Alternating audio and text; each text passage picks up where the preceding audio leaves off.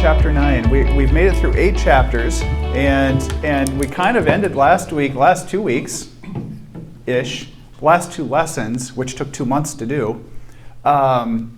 We've been focusing on Jesus' confrontational style and the fact that he is stirring the pot. And maybe it's just the book of John that seems to illustrate this a little more than the others, but all of the Gospels kind of demonstrate Jesus' very direct, confrontational attitude in some cases. And now things are really getting stirred. And we're at the point where, maybe I'll ask this question. Who does Jesus direct his confrontational style towards? Let's start with that. Well, the Pharisees. Pharisees, yeah. Spiritual leaders. Yeah. Let's write it over here. The ones that know the most. Jesus. Or should know the most. This is it.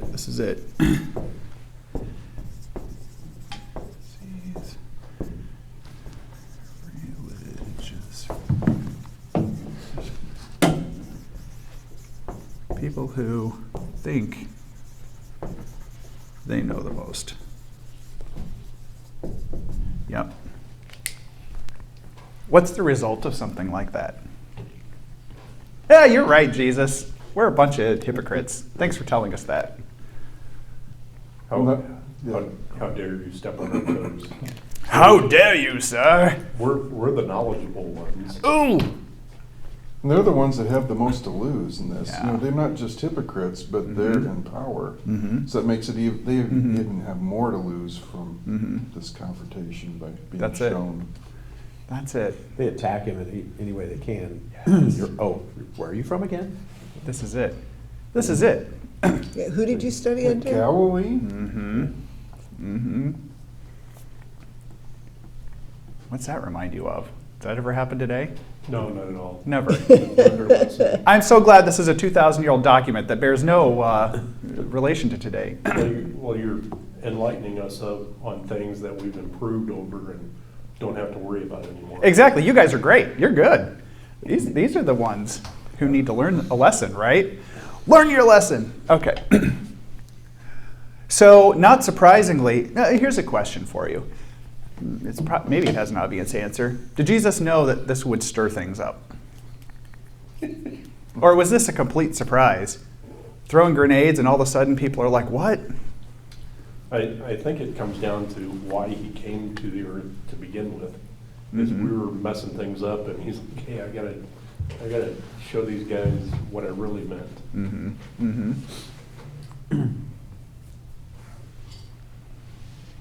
And you could see him kind of, it's part of the crescendo that's going on here, where, he starts off soft and kind of off in the distance, but now, he's ramping things up because he's got to. I mean, he wants to get these people stirred up to the point where they're going to put him on a cross. And it works. It doesn't take long either. It really does work. Let's go ahead and jump into the Word. And with all of that in mind here, let's read chapter 9, and we're going to read 1.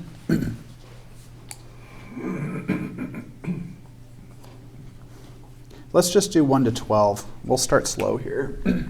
Who'd like to read that for me? As he passed by, he saw a man blind from birth, and his disciples asked him, Rabbi, who sinned, this man or his parents, that he would be born blind? Jesus answered, It was neither that this man sinned nor his parents, but it was so that the works of God might be displayed in him. We must work with the works of him who sent me as long as it is day. Night is coming when no one can work. When I am in the world, I am the light of the world.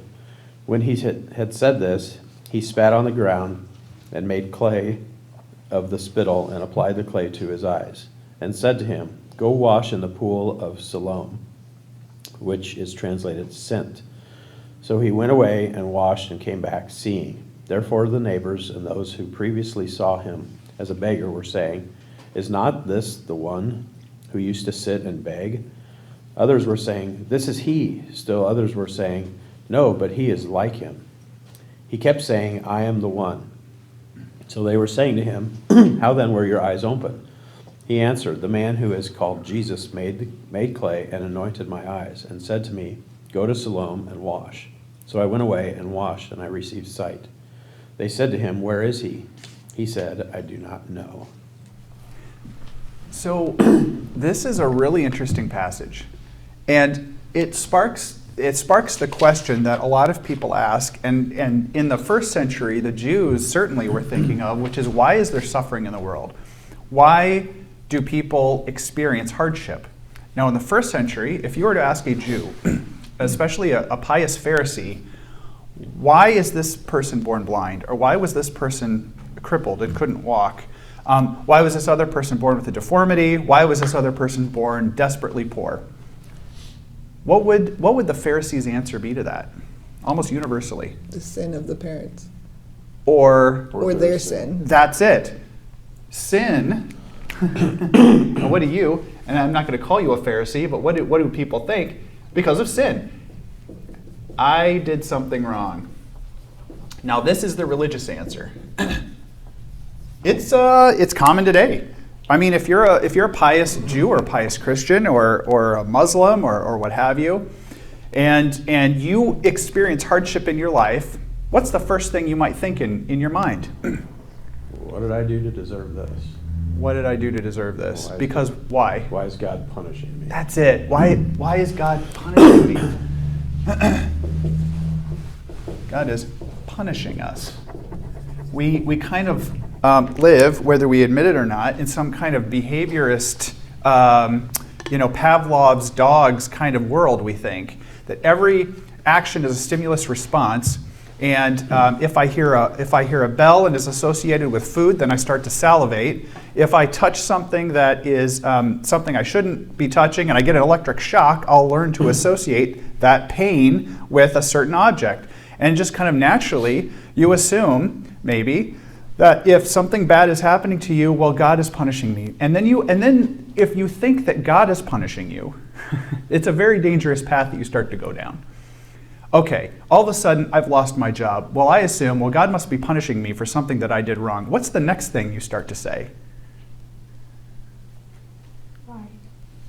Why? Why, God, are you doing this to me? Right? Or what can I do Okay. to make up for it, Uh-huh. or to correct it? Okay. And quite honestly, sometimes you might be right. That's the tricky thing the tricky line that we walk. Is sometimes you might lose a job because maybe you got that job by ill manners, or who knows what the circumstances are, but it could be that you're being punished. And that's an excellent point, and we'll go down that path in just a moment here. I just want to finish this thought out, which is, if God is punishing us, what do humans have the tendency to start to do towards God? What is one reaction you could have? Now, there's many reactions. Yeah, there's many. What are they? You What can are some of either them? try and atone for it, like through works, Try or, to fix it yourself. Okay? or you can completely turn your back on God because He turned His back on you first, You can get angry at God. right? You can get resentful. Well, I'm trying. Look at that guy. He's way worse than me, and why aren't you punishing him?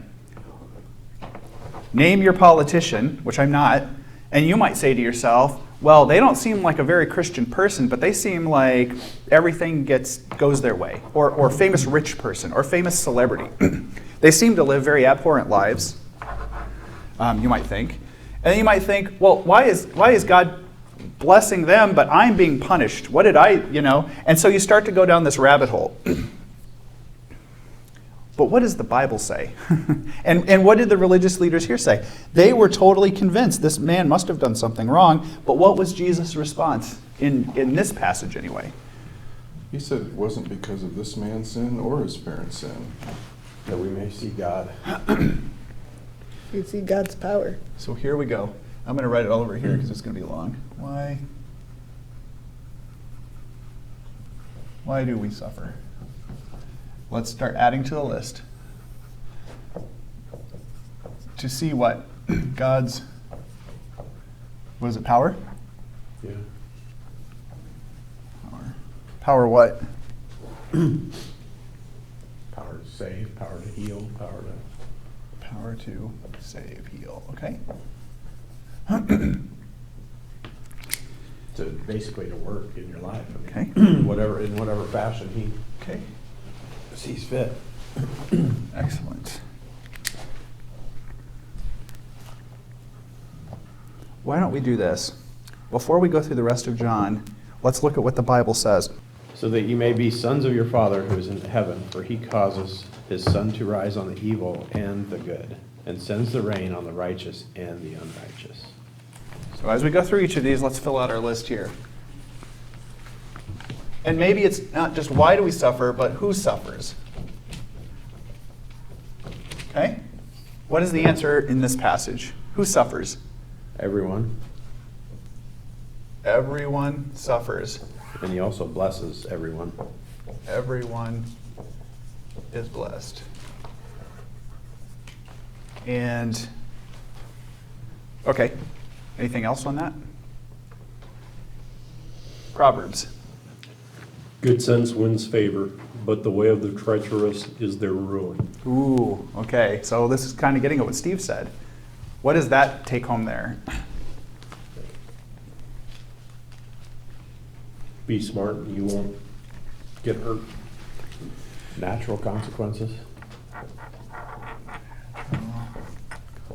I think that is an excellent way. That's it. And sometimes the response is, why does God have all these rules for us? It's easy for someone who is maybe a non-Christian or maybe a young Christian to say, what the heck? The book of Leviticus alone is basically, 100 pages of don't do this, don't do that, don't do this. If you do that, something bad's going to happen to you. Why? Why is so much of the Bible rules? Is it to punish you? I like to say this. God, what does God have? God has so much more for us. Ooh, okay. And he's not trying to take it away from us. If we can live a little bit of a straighter, narrower path, there's so much more for us in that real good. life, That's true good. life stuff. If you touch a hot stove, you get burned, right? If you play, the whole thing, if you play with fire, you get burned. This may not have anything to do with God punishing you for something. It may be, these are rules for life. Look, there's a reason why God said, don't eat pork to the Jews. Why did he tell them not to eat pork or reptiles? There's a very good scientific reason for these things. What were they? Because if they're improperly cooked. There were they'll take terrible disease. diseases associated, deadly diseases associated with eating reptiles and amphibians and swine. That if you didn't properly cook your food or you eat the intestines of a reptile or an amphibian, you could die. You could get a terrible disease and die. So there were just natural consequences that God's trying to protect us from. Okay. I never thought about it. Pork, like, how would you preserve pork back then? Because now, you put it in the fridge for a week and even in refrigeration, it turns bad. pretty Clock's fast. ticking, right? Yeah. Oh, it's good for a couple weeks. If you have an iron That's right. stomach, you can handle it. Let's do Luke. Okay. Do you think those Galileans were worse sinners than all the other people from Galilee? Jesus asked. Is that why they suffered? Not at all. And you will perish too unless you repent of your sins and turn to God. And what about the 18 people who died when the tower in Siloam fell on them? Were they the worst sinners in Jerusalem? No, and I tell you again that unless you repent, you will be perished too. So the passage here, this is Jesus talking to his followers about some people who had suffered and died. The Tower of Siloam, no one's really sure what that is. It may have been associated with an earthquake that happened in the region in which buildings collapsed and people were killed. But what is that passage saying to us? It's saying two things at the same time. What are they? We said it wasn't because of sin, but you need to repent and not sin.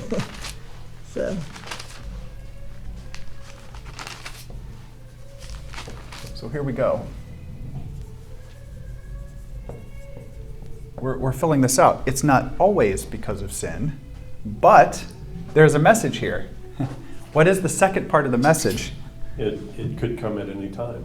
And so if it could come at any time, what is Jesus telling us? What is he telling us to do? We need to be right with him. Yeah, this is it. It's a bit corrective. The whole warning shot, military guy, right? If you're in a military ship and an enemy ship is approaching you, sometimes what will happen is the U.S. military ship will do what? They fire the warning shot. Yeah. Or whatever, right?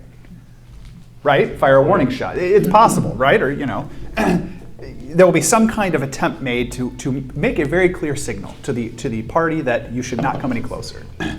Warning shot.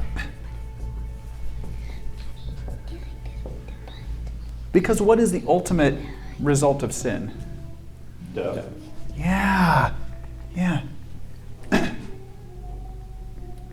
Sin leads to death. Anger leads to hate. Hate leads to suffering. Sin leads to death, right? It's true. All right, let's keep going. Laura, do you want to read 2 Corinthians? Sure.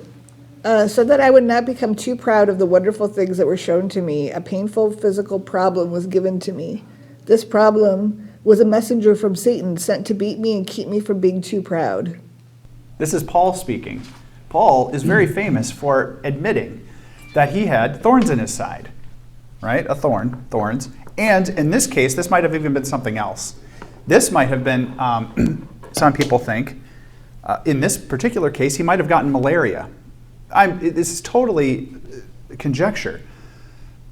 But there were times in Paul's life where something happened to him to kind of communicate something from God. And in this passage, what did Paul think God was telling him? It was to keep him from being too proud.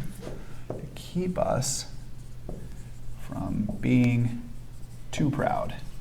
Oh my goodness, that's huge. And he refers to Satan in there too. Yeah. So how much of our suffering is caused Okay. by Satan tempting? Caused or inflamed, maybe. Mm-hmm. Or administered. Yeah. Yeah, exactly. Like Job, Satan's the one who carried out all the stuff against Job. God allowed it and was, completely aware of everything. But This is the kind of the point I like to make to people is that you are very capable of getting yourself into plenty of trouble. You don't need Satan to do all of it, right? Now he will do some of it, and in this case, we are biblical proof that Satan is the cause of some of our suffering. Two, what? For God uses that in a biblical way to keep us from being too proud. But I also believe that Satan is also good at inflaming us for something that he didn't cause, but he likes to remind you about, right? Or to, yes, he's a shoulder devil, right? He's like, well, maybe you shouldn't have taken that money. Maybe he didn't, have anything to do with it. Maybe you got yourself into it. He's very good at leading us down one path and then turning it on us. Yes. And say, what kind of Christian are you to think like that? Too.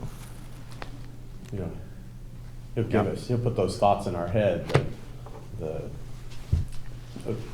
of what we up above, Mm-hmm. or what we said over here.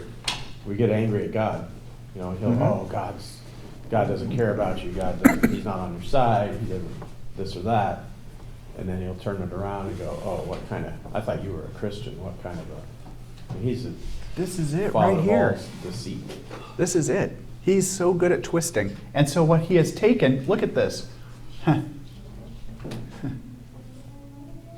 What do you think? Why is there suffering? Well, it's all for all these reasons, but Satan is very good at taking what God is trying to do in your life and twisting it to make it like this. I'm going to be angry at God now. I'm going to be angry at myself. I'm going to not, have faith in God or myself. And if he can do that to us, just think, when he was in heaven and he had a third of the angels turn against, being that he was an archangel, it shows that he hasn't changed at all. Right. Yep. Okay, let's go on. You just did 2 Corinthians. Let's do Galatians. But you know that it was because of a bodily illness that I preached the gospel to you for the first time. Okay. That might have been the malaria one. This is, in this case, this is Paul saying, there was a group of you. I ended up preaching the gospel to you in the beginning, but I preached it to you because I was ill. And, there's a lot of thought around what that means. Maybe he was incapacitated. Maybe he couldn't travel. He was going to travel to certain regions, but he admits in the letters that he writes that he was prevented from going to certain places, or God closed certain doors for him to go to certain places. Why do we suffer here? To glorify God. To glorify God, but what about this specific passage? To put Paul where God wanted him to be. To put us where God wants us to be. Does that sound like it sucks? Does that sound kind of mean? I don't know. I'm a human being. To me, that's like, well, dude, why didn't you just come down as an angel and say, Brian, why don't you go, talk to the Corinthians, right? Instead, he kind of does it all. I think it was Elijah when he was in the wilderness that God kept telling him, hey, you can come back now, you can come back now. And he's like, yeah, whatever. Look I got everything here. I've got shelter, I've got water, I've got locust seed or whatever, honey and everything. He's like, this is cool. And then it says that God caused the stream to dry up so that he had to leave. He forced him to move on, basically. Mm-hmm. After he told him and told him and told him. Are we just stop listening? That's good. I mean, maybe Paul was, in this case, he was ready to move on, and then he got sick. Okay. God said, yeah. Wonderful. Here's where Okay. I want you right now. Excellent. Romans. For all have sinned and fall short of the glory of God. Who sins? So here, now, why do we suffer? Who suffers? Who sins? Everyone. All sin. So, by extension, if everybody is a sinner, then God is going to be punishing everyone, and there is no relief, right? But is that true? Is everyone punished continually and eternally on earth? Or not? That's a good question.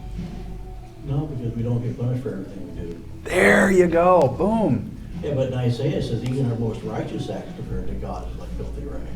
So that's like the thing of saying there is no one innocent. That's the opposite, right? What about the innocents? There are no innocents. All sin. We all deserve. By that logic, we all deserve punishment. And in fact, is that true? Yeah. Yeah, you better believe it. You're all destined for hell. I'm sorry if you are disturbed by that. Kind of not. I'm destined for hell. And I'm going to say that you may sin and cause me to suffer. I may sin and cause you to suffer. So this is it. I may sin and cause my family to suffer. Yeah, but in Psalms 51 it says our sins are against God, not against man. True, but. Yep. Follow but that. If you're an alcoholic, the biggest thing that we would see in the Army when you look at domestic violence is there were three causes. Drugs or alcohol, finances, and infidelity. And whenever you would look at a domestic violence situation, two of those three would always be prevalent. Mm-hmm. Somebody would take the paycheck, go to the bar, meet somebody, and then the spouse is at home trying to take care of the family. Well, housing's provided, but what about food? What about clothing for the kids? Mm-hmm. And when you walk into the house and it's air mattresses on the floor and a $5,000 stereo system or a gaming system, then the family does suffer. Mm-hmm. Mm-hmm. It's a good example. I mean, just a murder. I mean, you could pick that one too. Yes, it's a sin against God. It's a sin against His law. You've hurt others. You've maybe many others, right? Or it can be just as simple as I had a crappy day at work. Mm-hmm. I come home and Kick the dog, take it out on the family, right? But can we chase the rabbit hole on the sins can impact others? Yeah, let's do it. Okay, so your father's abusive. Mm-hmm. Somebody comes to you and says, come to church with me, learn about your loving heavenly Father. You start picturing, well, if my dad beat me and you're saying that guy is loving and I got beat, what's he gonna do? Beat me with a smile on his face? I can't accept that. And then whether or not you want to, you kind of, because that's the relationship that you learned at home, Mm-hmm. that's how you deal with your family. And so there's this cycle that continues on. Mm-hmm. Perpetuates itself.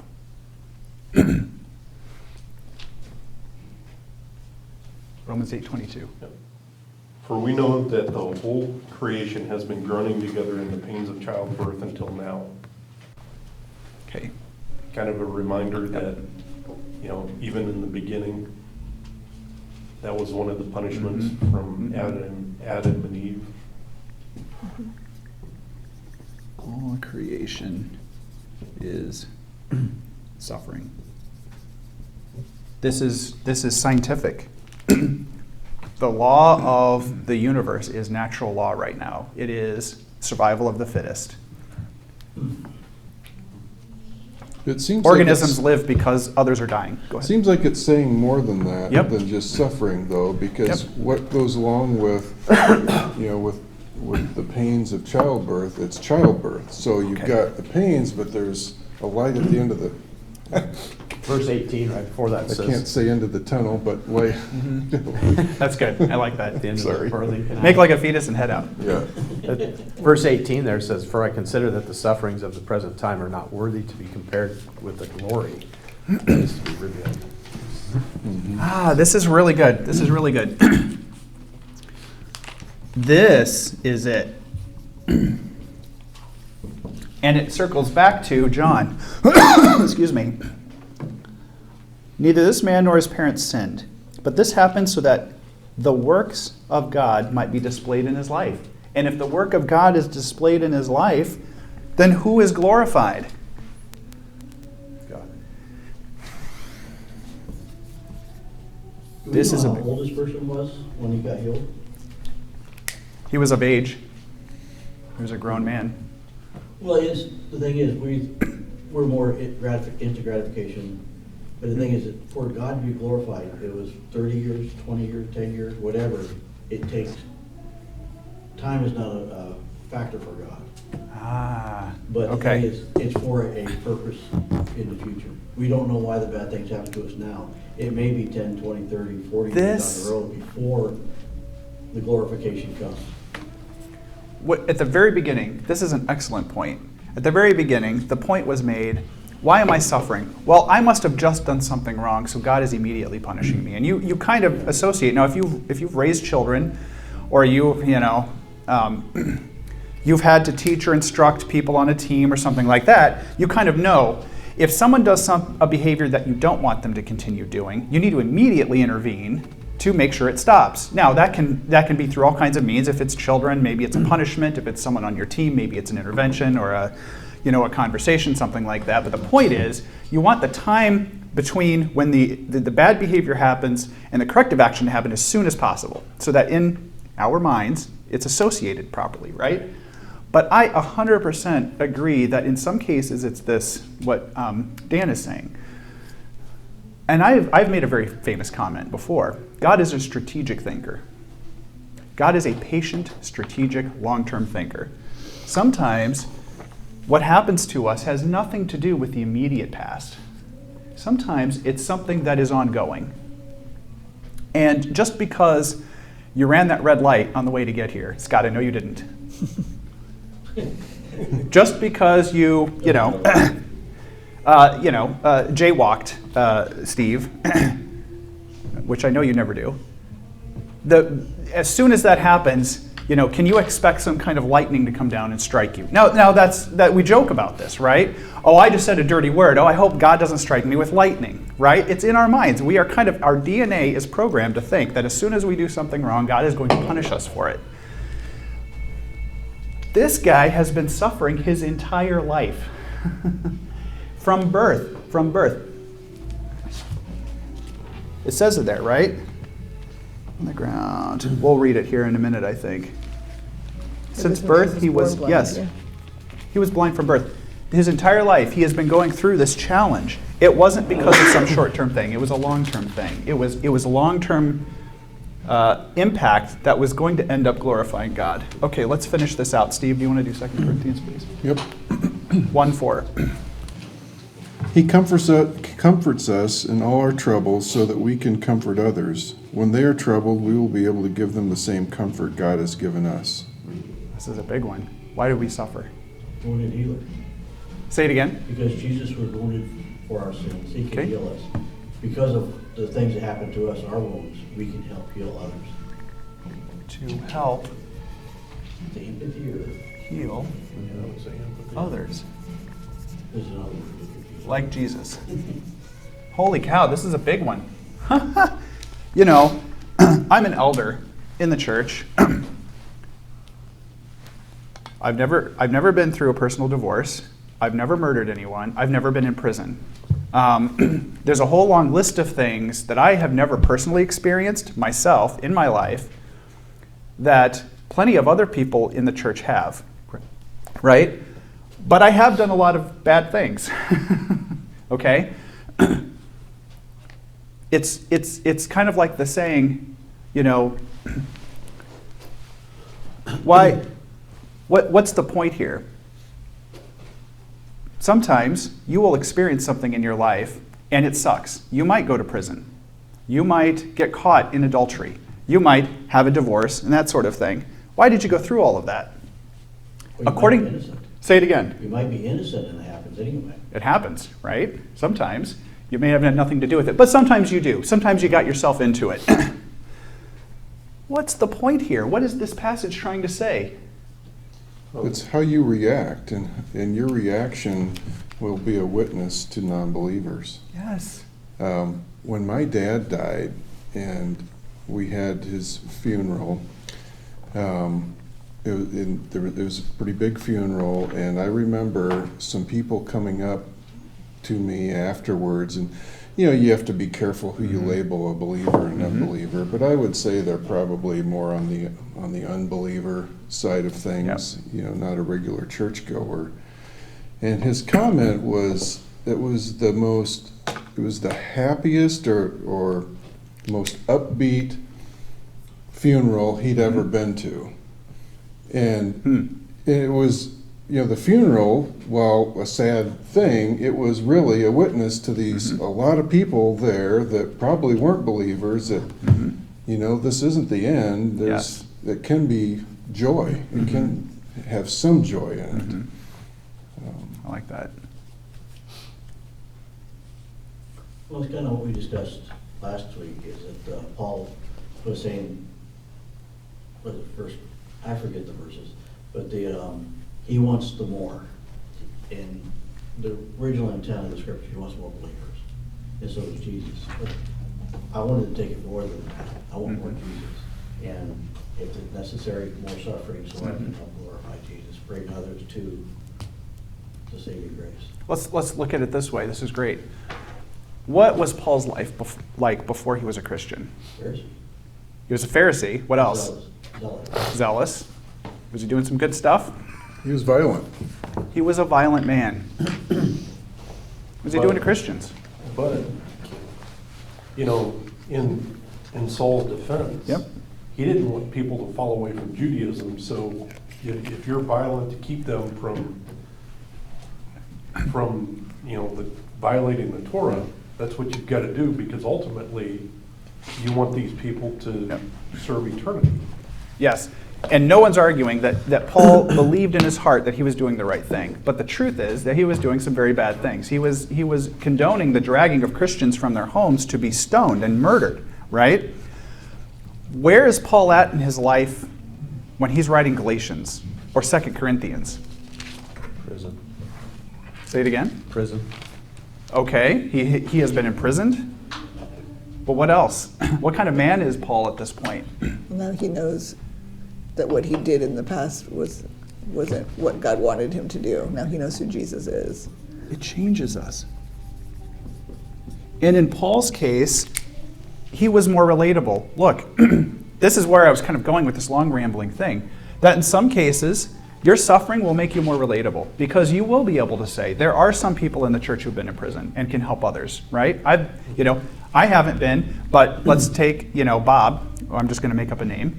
Bob's been in prison, and he's a Christian. He's a changed man. Now he can relate better to people who have, a criminal past, have maybe done some things they shouldn't have. The long story short here is that I totally believe this. Christians are not just pinnacles of perfect behavior who have never gotten into trouble before. In fact, one of the best examples of Christians of all time was a man who was essentially a murderer in his past. And now, through his suffering, he can now help people. I would be willing to bet that almost everyone in this room is a Christian today, partly because of Paul, the apostle. Because if he had not written half of the New Testament, we wouldn't even understand a lot about Jesus and about Christianity and about what our role is here. God took a man who was a murderer and changed him. And through him, it changed us. Look at this. To help and heal others. You have been healed because of Paul's suffering. Steve Cruz. Now, it took 2,000 years. And you didn't know the man personally. You've only met him through his writings. Let's finish this out here. Are we on John? Yep. Okay, let's finish. Later, Jesus found the man at the temple and said to him, "See, you are well now. Stop sinning so that something worse does not happen to you." Well, this is good. This is the person who was crippled, and he healed him. This is a classic response. Go and stop what? Sin. So we're kind of back to this. You don't always suffer because of sin, but it could be one of the causes. But the goal is to keep you out of what? Separation from God. Separation from God, which is death. How do you avoid that? Well, I think it goes back to the first point on there. See God's power to save, heal, work. Mm-hmm. The blind guy never had sight. So Mm-hmm. when he was given sight, that was more precious to him than somebody who's always had sight. Yeah. And then after all this is over and done with, at a later time, Jesus comes back to him and says, hey, don't sin anymore. Yeah. A point was made at the beginning, and then when that shock and awe had settled in, at a later time, Jesus came back for some more counsel to him. Mm-hmm. I think a lot of times we we forget that we, mankind, chose this way of life. Oh, this is so good, dude. God didn't choose suffering for us. That wasn't his intent to begin with. But he knew it was going to be that way. Yeah. Now, I'm going to turn it around because, brother, you are the positive one of this room. You really are. If we are ultimately responsible for having chosen a path that leads us to suffering, what are we also able to do? Choose the path, right? We can choose Get out of it. to find salvation. A path that leads to salvation. Follow a path to salvation. And what is that path? Jesus. Believing Jesus is the Messiah. Let's We finish. also have to remember, Jesus cleans his fish after he catches them. Ah, that's We come as good. we are, but we must leave change. Jesus cleans his fish after he catches them. Yeah, it doesn't- I love that, Dan. Was that like on a calendar that you ripped off this morning? That's brilliant. I love Yes, that. from a radio program I heard long Oh, time. very good. Okay. Yeah, I didn't make it up. Okay. If I say something. That's all good, not- bro. It's not something I shouldn't have asked because then you could have claimed it.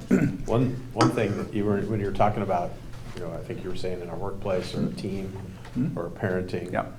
And the child, let's just use a child. The child does something wrong, and we want to correct them, punish Yep. them, whatever, Yep. however you want to put it. We also have this expectation that their behavior will change Yes. immediately. Mhm. First time obedience, blah, blah, blah, whatever. Are we thankful that God's a little more patient with us than that? Thank God. Seriously. Yeah. 47 years, God's still patient with me. Even when I can get myself into trouble. And let's do a bell curve. That's the new thing. I used to do maps all the time. Let's do bell curves. God, if you consider this is the number of, people who choose him,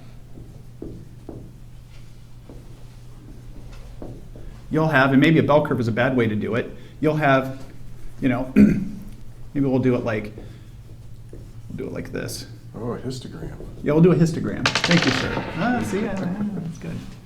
20%. See, you can talk to other scientists about this, they would understand it. No matter what you do, and this is true of any kind of corrective behavioral action you will ever take. Ask a school guidance counselor this question.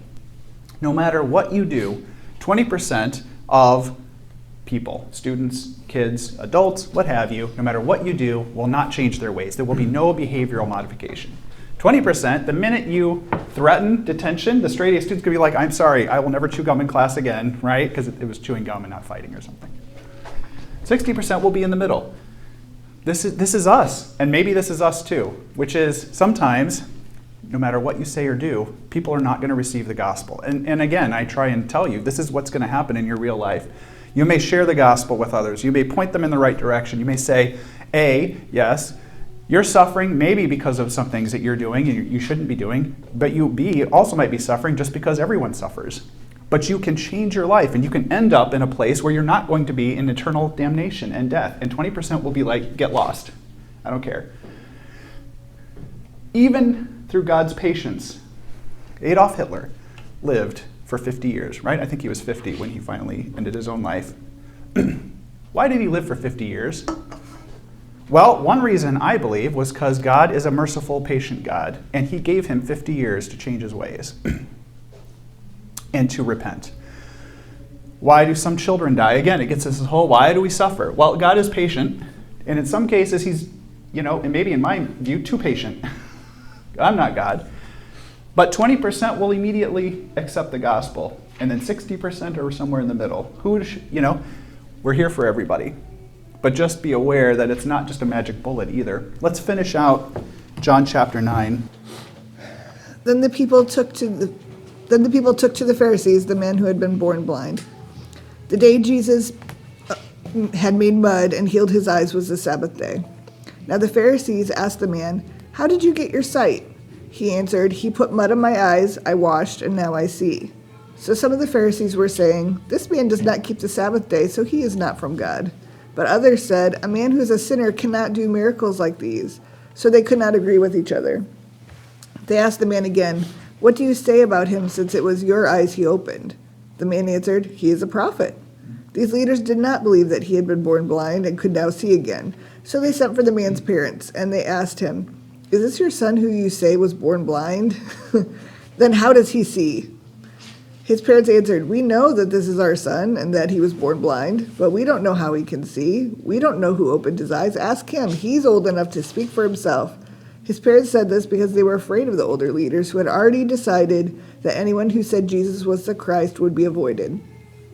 That is why his parents said, "He is old enough, ask him." So for the second time they called the man who had been born blind.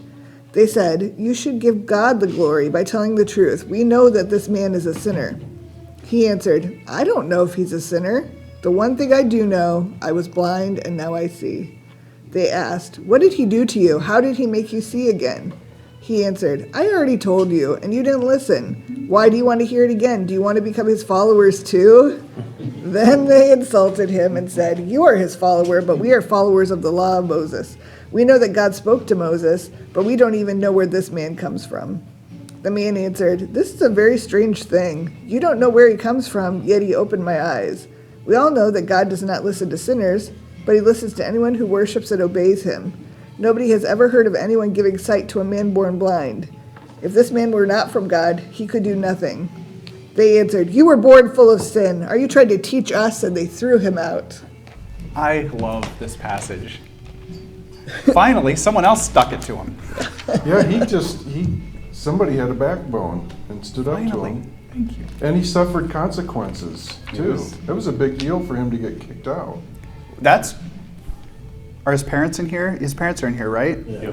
What are they worried about? The same thing. You get kicked out, dude, that's like you're cut off, you're shunned from society, right? Now remember, in the first century, in Jerusalem, if you are excommunicated from the temple, it's kind of like being kicked out of the mafia or kicked out of, the cult.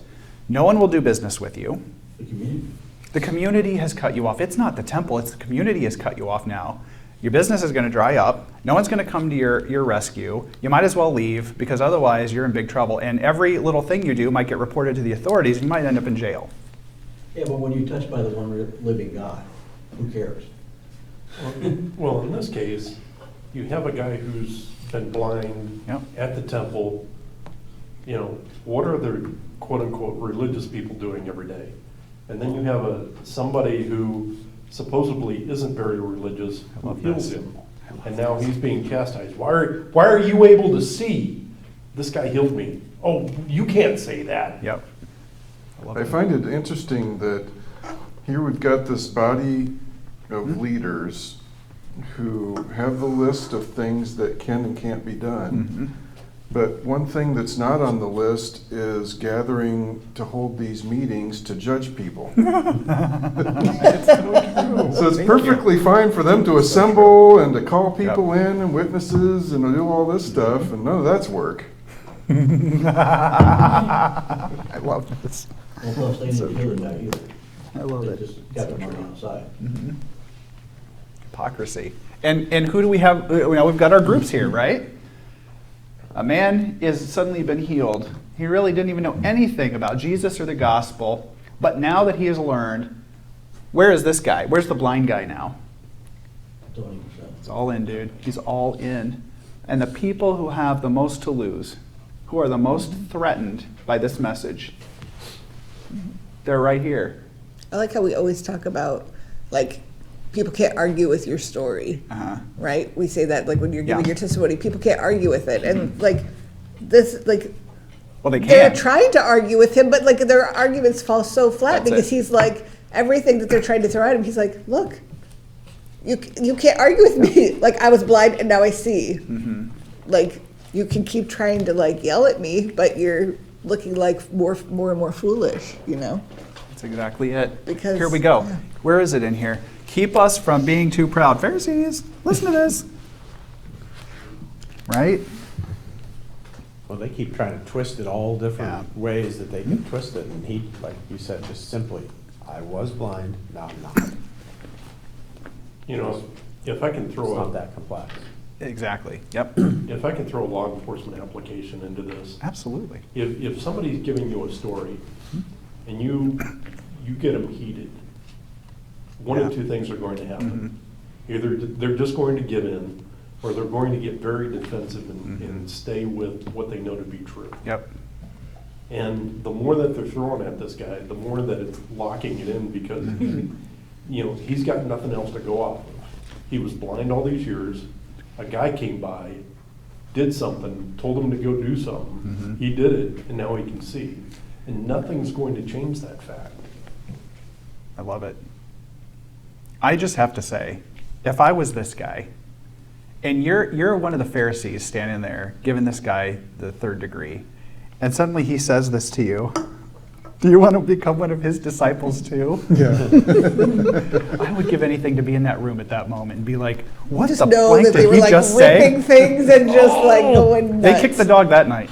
They were nuts. The horse and the goat all got kicked. I'm telling you, they were pissed about this. Yeah, but they were raised in this religious system that, from Moses, that they set up, and they've been doing it this way for a long, long time. It's embedded into who they are. And then Jesus comes along and says, no, this is what I meant. This is the way it's supposed to be done. Right. And they don't know how to respond. And let's close because in closing, there's always a reason. Now, I have maintained, yes, Jesus is a loving, compassionate person, and God is a loving, compassionate God. But if he wanted to, he could snap his fingers today and none of us would suffer today on earth. We would have no more death, no more sickness, no more COVID-19, no more losing of your jobs, no more poverty and that sort of thing. But he doesn't. And now we're starting to see why. But getting to this point here, why did Jesus heal the man of his blindness to begin with? It's got several answers, one of which is, yes, he probably had compassion on this person and wanted to help him to see. I totally accept that, given the personality of Jesus as outlined in the New Testament. But why is this piece tacked on here at the end, which is verse 35 to 41? What is that topic? Do you want me to read that? Because I didn't read that didn't. part. Like I was supposed to, but then I stopped and then we just started talking. Well, so. that is perfect segue. Yeah, okay. Please continue. Okay, so when Jesus heard they had thrown him out, Jesus found him and said, "Do you believe in the Son of Man?" And he asked, "Who is the Son of Man, sir, so I can believe in him?" And Jesus said to him, "You have seen him. The Son of Man is the one talking with you." And he said, "Lord, I believe." And then the man worshiped Jesus. Jesus said, "I came into this world so that the world could be judged. I came so that the blind would see, and so that those who see will become blind." Some of the Pharisees who were nearby heard Jesus say this and asked, "Are you saying that we are blind too?" And Jesus said, "If you were blind, you would not be guilty of sin, but since you keep saying you see, your guilt remains." What point is Jesus trying to make by showing physical healing? In this case, Well, he used an object lesson. yeah, He's like, there's somebody that can't see that I healed, and now he can see what's going on. And when you're trying to say that your religious rules that you fall under are the way that I designed them to be, that unless you see what I'm actually trying to teach you, you're not going to understand. I hope the video gets good shots of me as I do a lot of this. And I do a lot of this. Yes. We'll blur it. Yeah, this is exactly it. This is an object lesson. Why did Jesus speak in parables? Well, this is a whole rabbit hole in itself. But eventually he will explain his parables. And they're meant to basically boil down something that might be somewhat complex into something very simple that we can relate to. It's something we can relate to. Why did Jesus heal people of their blindness? To show the spiritual blindness of the Pharisees. We're spiritually blind people. All of us are. And the Pharisees were just as guilty of that. Why did Jesus raise Lazarus from the dead? To show that man would be raised from the dead, because within a few months, Jesus was raised from the dead.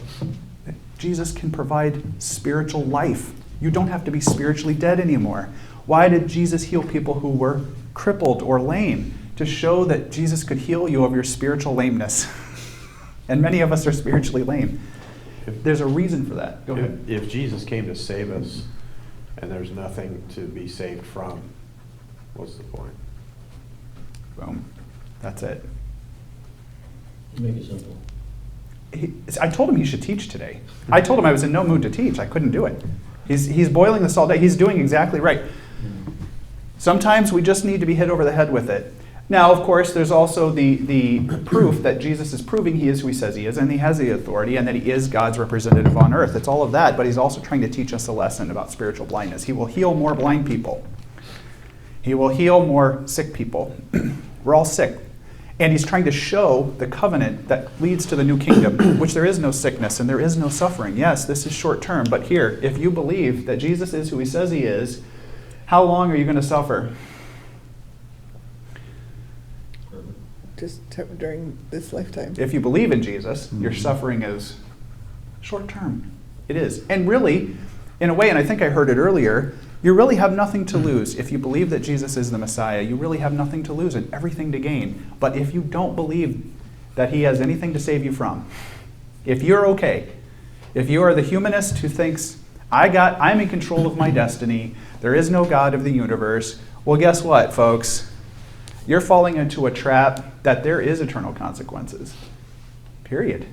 And for us, 52 days, is it now? 52 days is an eternity for us. Seems like an awful long time of suffering. I mean, isn't that what in this whole stay-at-home thing? It feels like forever. We were just talking about how when we got back from England was right when things started to shut down. It feels like a year ago. It literally feels like it was a year ago. Our perception, right? Now just magnify that by eternity if you don't Right. believe. I've heard it said that, I believe that Jesus came in part to heal God of a bad reputation. Ooh. Like that. Another calendar. Old Testament God was very different, Yeah. in perception. Mm-hmm. He wasn't different, but he was perceived differently. I love that. I love it. Maybe that explains why our Christian Bible still has the Old Testament. There's something to be learned, not ignored. Okay. Any final thoughts, comments here? We take a look at suffering as being a negative thing, Hmm? but we could call it experience. Mhm. If you work out, you're going to be sore at the end of your workout in order to improve. If you're in sports, to perfect your athleticism, you're going to be sore at the end. You're going to Mhm. make some mistakes. Mhm. You're going to lose some events. But all of that is to teach and train so that you can get better. Scott, pain is just weakness leaving the body. Yes. I've seen the gym shirts. That's what it says. That's what the Marines say. Oh, well, we can't bring those up, and he's Army. Well, So. yes. You can't say that. Do you know why the Army's around? Because even the Marines need heroes. Oh, that's... Go Army! How many positive... Let's wrap up here. This is a good point. Are these all negative? Which are the positive aspects of suffering? It's all in your mindset. It's all in your mindset. If you don't want to get healed, you're never going to get healed. Mm-hmm, mm-hmm. But if you want to say, oh, this is why this happened, Yeah. then you learn something out of it. I like It's that. a teachable moment. If we didn't suffer, we wouldn't learn a darn thing. There you go. There you go. We'll end there. Thank you. We'll see you next week.